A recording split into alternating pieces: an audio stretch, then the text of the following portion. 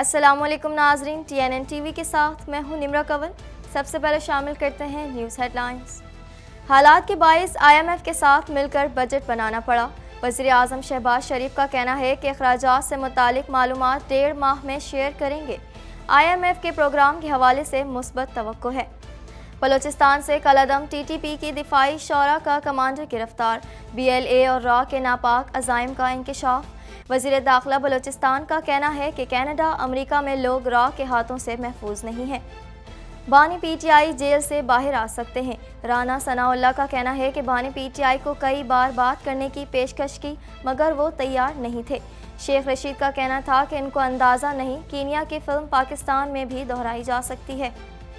ہمارا کسی سے جھگڑا نہیں، صرف آئین کی بالادستی کی بات کرتے ہیں۔ بیرسٹر گوہر کا کہنا تھا کہ جو لوگوں کو انصاف دیتے ہیں آج خود انصاف کے طلبگار ہیں۔ عمران خان کے خلاف 203 مقدمات بنائے گئے، یہ سیاسی انتقام ہے۔ گرمی کے ستائے عوام کے لیے خوشخبری، ملک میں آج سے بارشوں کی انٹری متوقع۔ پنجاب میں 26 جون تا 1 جولائی بارشوں کی پیشن گوئی، الرٹ جاری۔ کراچی میں شدید گرمی سے مرنے والوں کی تعداد 27 تک پہنچ گئی۔ ڈرامائی شکست کے بعد کینیڈینوں کے خدشات اور مایوسی سنتے ہیں۔ کینیڈین وزیر اعظم کا کہنا ہے کہ ظاہر ہے کہ وہ نتیجہ نہیں تھا جو ہم چاہتے تھے۔ میری توجہ عوام کی کامیابی پر ہے اور یہ وہی رہے گی۔ کینیڈا کی اپنے شہریوں کو لبنان چھوڑنے کی ہدایت۔ کینیڈین وزیر خارجہ کا کہنا ہے کہ بغیر کسی انتباہ کے سیکیورٹی کی صورتحال مزید بگڑ سکتی ہے۔ یہ لبنان کا سفر کرنے کا وقت نہیں ہے۔ زیادہ تر کینیڈین اسرائیل کے وجود اور مستقبل کی فلسطینی ریاست حامی۔ سروے میں 1892 کینیڈین نے حصہ لیا، 49% کینیڈین نے فلسطینی ریاست کی حمایت کی۔ امریکی انتخابات، امیگریشن کا معاملہ اہمیت اختیار کر گیا۔ امریکی صدر جو بائیڈن اور ان کے حریف ڈونلڈ ٹرمپ کے درمیان جمعے کو مباحثہ ہوگا۔ ٹرمپ مختلف ممالک کے مسلمانوں کے خلاف سخت رویہ اپنا چکے ہیں۔ IMF کی ایما پر ٹیکس نا قبول، کینیا میں ہنگامے پھوٹ پڑے، 13 افراد ہلاک، پارلیمنٹ کو بھی آگ لگا دی گئی، مظاہرین کا صدر سے عہدہ چھوڑنے کا مطالبہ۔ ہیڈ لائنز آپ نے جانی اور اب خبریں تفصیل کے ساتھ۔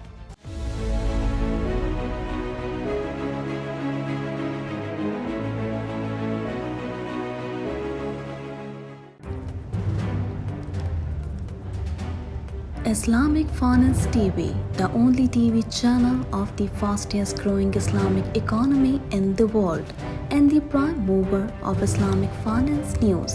Follow us on our social media handles and watch our reports and educational program at www.islamicfinancetv.com. For advertisement, please contact us at islamicfinancetv@gmail.com.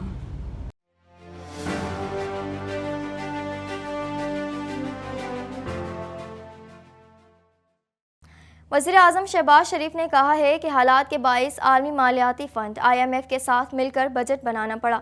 ہمیں متبادل توانائی کے ذرائع خصوصاً شمسی توانائی کی ترویج پر توجہ مرکوز کرنے کی ضرورت ہے۔ مزید تفصیلات اس رپورٹ میں۔ وزیر اعظم شہباز شریف نے کہا ہے کہ حالات کے باعث عالمی مالیاتی فنڈ کے ساتھ مل کر بجٹ بنانا پڑا۔ ہمیں متبادل توانائی کے ذرائع خصوصاً شمسی توانائی کی ترویج پر توجہ مرکوز کرنے کی ضرورت ہے۔ IMF کے پروگرام کے حوالے سے مثبت توقع ہے۔ حکومت کو IMF سے کوئی جواب موصول ہوا تو اسے پارلیمنٹ کے ساتھ شیئر کریں گے۔ وزیر اعظم نے کہا کہ ہمارے دور حکومت میں جنوبی پنجاب کا بجٹ اور ملازمتوں کا کوٹا زیادہ تھا۔ جنوبی پنجاب میں لیپ ٹاپ اسکیم میں کوٹا زیادہ تھا، جبکہ وزیر اعلیٰ روزگار اسکیم کا کوٹا 10% زیادہ رکھا گیا۔ پنجاب نے اپنے وسائل سے وہ منصوبے بھی بنائے جو وفاق کے منصوبے تھے۔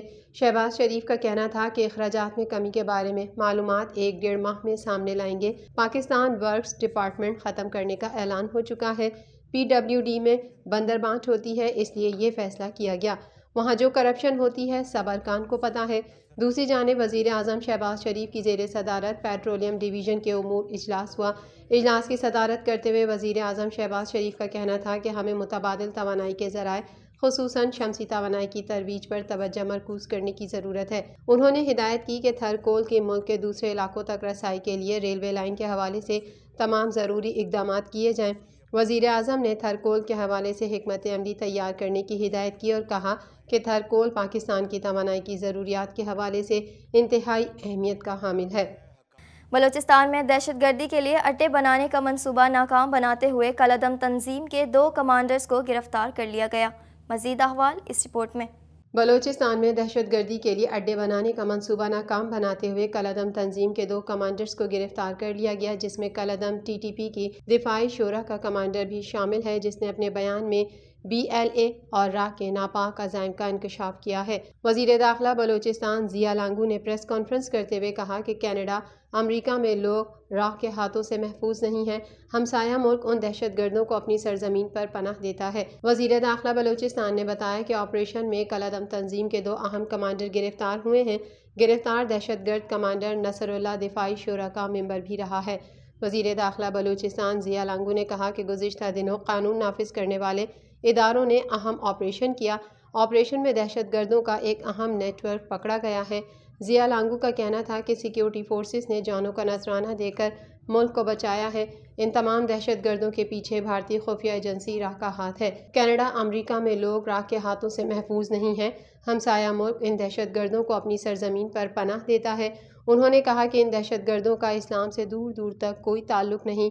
نوجوان حقوق بلوچستان کے نام پر دشمن قوتوں سے مل کر پاکستان کے خلاف عزائم بنا رہے ہیں۔ بلوچستان اور پاکستان کے عوام ان کے عزائم کو پہچانے۔ صوبائی وزیر داخلہ نے سوال کیا کہ کیا کوئی مسلمان یا اسلام APS میں بچوں کو شہید کرنے کا حکم دیتا ہے؟ ایک طرف کالعدم TTP اسلام کی بات کرتے ہیں مگر عمل غیر اسلامی ہے، دوسری طرف لبرل طالبان کہتے ہیں ہم پاکستان میں اسلامی نظام لائیں گے۔ انہوں نے بتایا کہ ہمارے نوجوانوں کو ورغلایا گیا ہے، یہ پاکستان ہمارا وطن ہے، سیکیورٹی فورسز اور حکومت کا ساتھ دیں۔ وزیر داخلہ بلوچستان کا کہنا تھا کہ کالعدم BLA اور کالعدم TTP کو راہ فنڈ کر رہا ہے، یہ اپنے لوگوں، ملک اور فیملی کو نقصان پہنچا رہے ہیں۔ پریس کانفرنس سے قبل گرفتار دہشت گرد کا ویڈیو بیان چلایا گیا، جس میں اس نے بتایا کہ TTP کے وجود میں آنے سے پہلے میں 2005 سے بیت اللہ محسود کے پلیٹ فارم سے تخریبی کارروائیوں میں حصہ لیتا رہا ہوں۔ جب 2007 میں TTP وجود میں آئی تو میں اس میں شامل ہو گیا۔ دہشت گرد مولوی منصور کا کہنا تھا کہ مفتی نور ولی محسود انڈین خفیہ ادارے راہ سے بھارتی سفارت خانے کابل میں جا کر ملتا ہے، جس کی مکمل پشت پناہی موجودہ افغان حکومت کر رہی ہے، اور موجودہ افغان حکومت TTP کو مالی مدد، ٹریننگ اور افرادی قوت بھی فراہم کرتی ہے۔ نصر اللہ اور مولوی منصور کا کہنا تھا کہ میں مفتی نور ولی سے سوال کرتا ہوں کہ اس کے زیر استعمال بم پروف گاڑیاں اور اس کے بچوں اور فیملی کے زیر استعمال گاڑیاں کہاں سے آئیں؟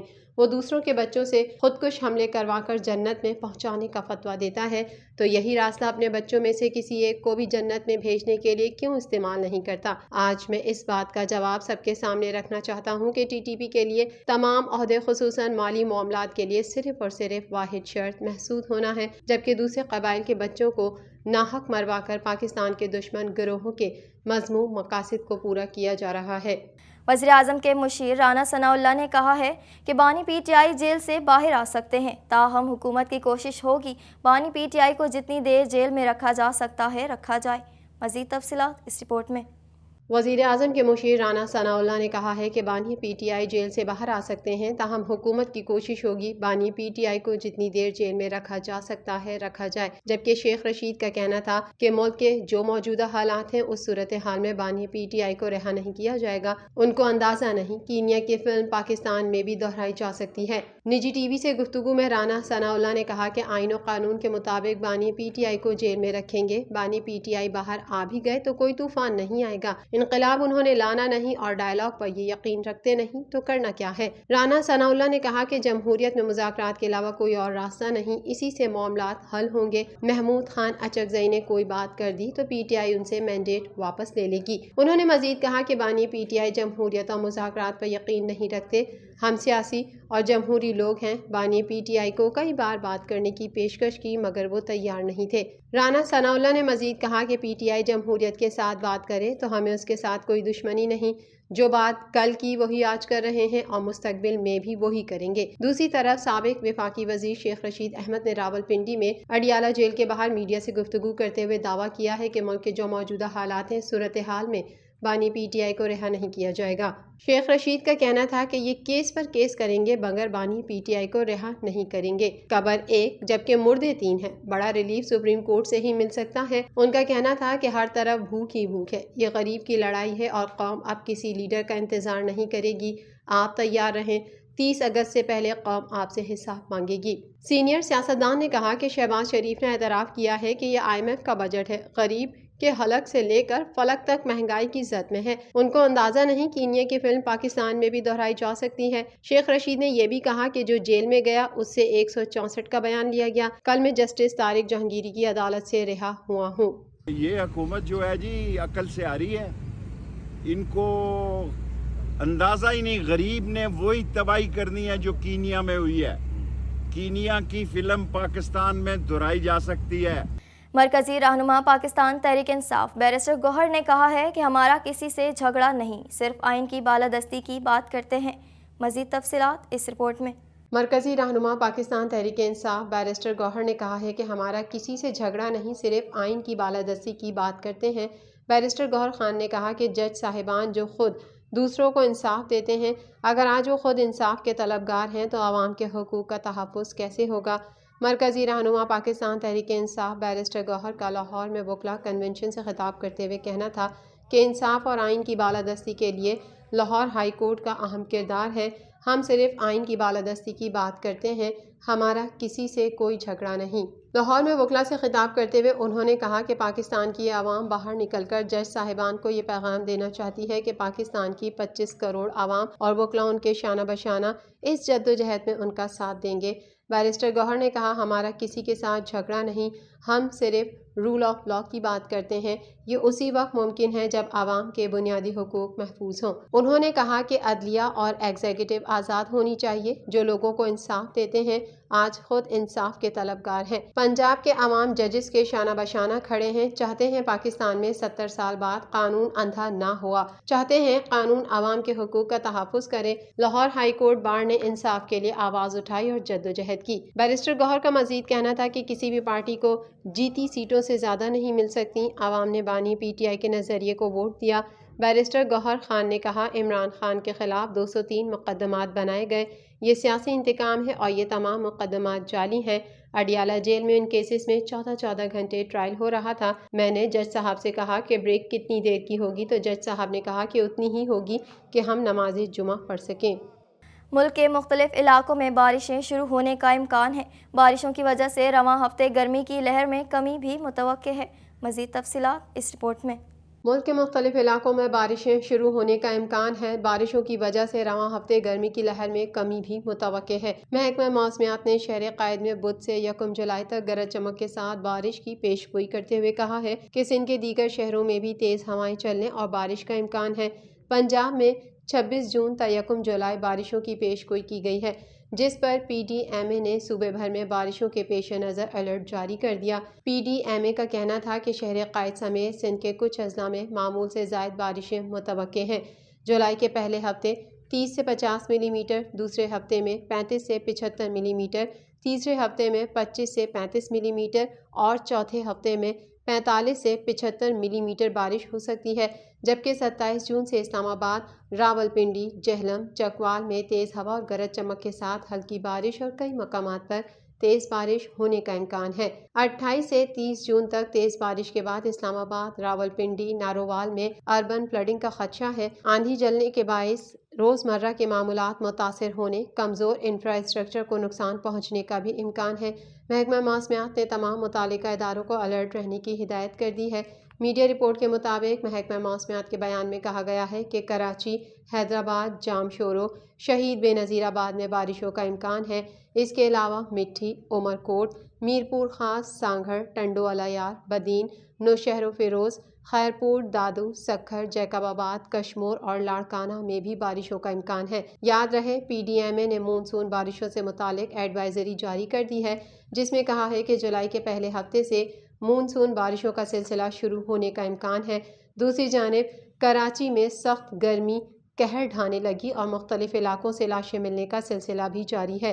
ریسکیو حکام کا کہنا ہے کہ 3 روز کے دوران ملنے والی لاشوں کی تعداد 27 ہو گئی، جبکہ 3 لاشیں شناخت کے بعد ورثاء کے حوالے کر دی گئیں۔